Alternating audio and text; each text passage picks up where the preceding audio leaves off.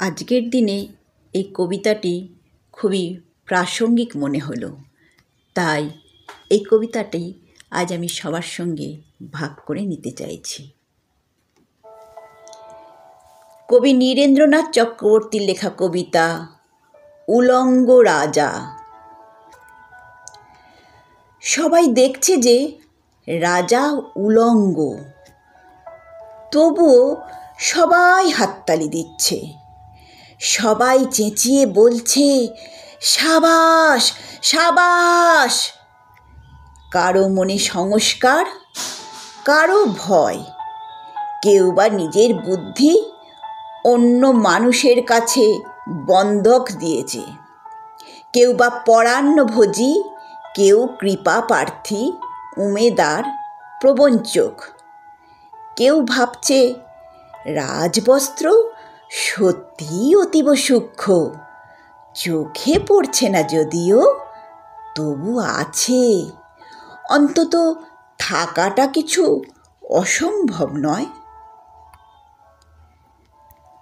গল্পটা সবাই জানে, কিন্তু সেই গল্পের ভিতরে শুধুই প্রশস্তি বাক্য উচ্চারক কিছু আপাত মস্তক ভীতু ফন্দিবাজ অথবা নির্বোধ স্তাবক ছিল না, একটা শিশুও ছিল, সত্যবাদী, সরল, সাহসী একটি শিশু।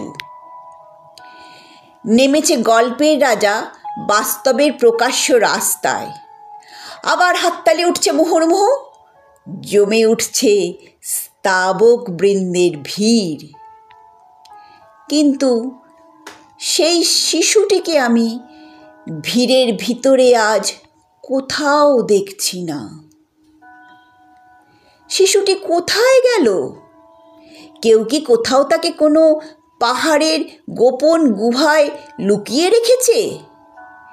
নাকি সে পাথর ঘাস মাটি নিয়ে খেলতে খেলতে ঘুমিয়ে পড়েছে কোনো দূর নির্জন নদীর ধারে, কিংবা কোনো প্রান্তরের গাছের ছায়ায়?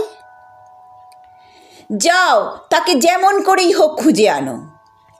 সে এসে একবার এই উলঙ্গ রাজার সামনে নির্ভয়ে দাঁড়াক।